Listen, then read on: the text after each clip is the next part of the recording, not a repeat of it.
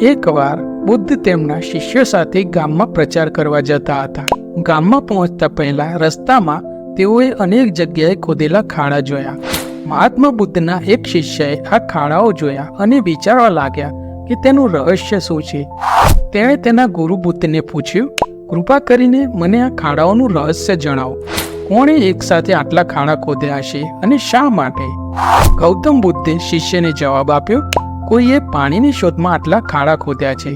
જો તે ધીરજથી એક જગ્યાએ ખાડો ખોદશે તો તેને ચોક્કસ પાણી મળશે, પરંતુ તે ખાડો થોડો સમય ખોદશે અને જો તેને પાણી નહીં મળે તો બીજી જગ્યાએ ખોદવાનું શરૂ કરશે, જેના કારણે તેને ક્યાંય પાણી મળ્યું ન હતું. બુદ્ધે શિષ્યને સમજાવ્યું કે જો કોઈ વ્યક્તિએ કોઈ પણ કાર્યમાં સફળતા મેળવવી હોય તો તેણે સખત મહેનત કરવી પડે છે, પરંતુ સખત પરિશ્રમની સાથે સ્વભાવમાં ધીરજ રાખવી પણ જરૂરી છે. ઘણી વખત લાંબા સમય સુધી મહેનત કર્યા પછી જ સફળતા મળે છે. આવી સ્થિતિમાં વ્યક્તિએ ધીરજ રાખવી જોઈએ, નહીં તો સફળતા મળતી નથી.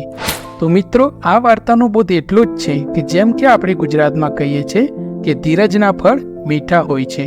તો મિત્રો, મહેનત કર્યા રાખો અને થોડુંક પેશન્સ એટલે કે ધીરજ રાખો. મળીશું બીજા વિડીયોમાં. વિડીયો સારું લાગે તો લાઈક કરી દેજો, ચેનલને સબસ્ક્રાઈબ કરી દેજો. જય હિન્દ, જય ભારત, જય જય ગરવી ગુજરાત.